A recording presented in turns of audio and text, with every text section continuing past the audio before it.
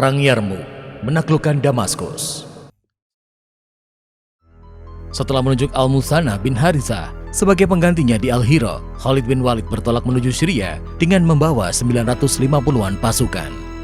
Dalam situasi yang genting ini, Khalid bin Walid memutuskan menempuh rute yang tidak biasa. Rafi' bin Umairah menjadi penunjuk jalan rute panjang antara Al-Hira hingga Syria. Kontingen dari Al-Hira itu melewati medan berat As-Samawa, padang pasir kering kerontang tanpa air dan bebatuan. Selepas dari As-Samawa, mereka sampai Quraqir, sebuah lembah yang dimiliki oleh Bani Kalb. Perjalanan kontingen tersebut berlanjut melalui rute-rute berat namun lebih cepat ke arah Syria. Mereka sampai di Suwa setelah menempuh 5 hari perjalanan. Suwa adalah sebuah oasis dengan air yang melimpah. Khalid bin Walid beserta pasukannya memasuki Syria melalui sebuah kota tua bernama Tadmur. Perjalanan kontingen pasukan muslim dari Al-Hira itu kemudian sampai di Azra, wilayah kekuasaan Bani Ghazan. Kontak militer dengan Bani Ghazan tidak terhindarkan, namun Khalid bin Walid dan pasukannya berhasil mengatasi masalah tersebut. Setelah menempuh perjalanan selama 18 hari, Khalid bin Walid dan kontingennya hampir mencapai kota Busra, gerbang pertama Syria. Kota tua ini pun berhasil dikuasai setelah terjadi pertempuran yang berakhir dengan perdamaian. Para penduduk Busra menyerahkan kota mereka kepada Khalid bin Walid. Kota Busra menjadi wilayah Syria pertama yang jatuh ke tangan kaum muslim. Khalid bin Walid berhasil membuka jalan untuk menggabungkan pasukan-pasukan muslim lainnya. Pasukan gabungan tersebut langsung terlibat pertempuran dengan pasukan Bizantium di Ajnadain.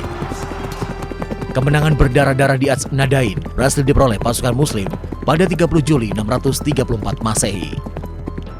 Serangkaian kampanye militer yang dipimpin Khalid bin Walid kemudian mengarah ke kota metropolitan Syria, Damaskus. Damaskus tidak mudah dijatuhkan, rentetan pertempuran harus dilalui pasukan muslim.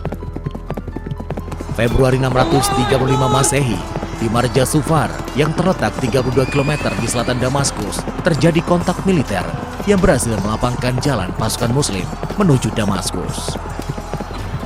Pasukan muslim mengepu metropolitan Syria tersebut hingga 6 bulan lamanya.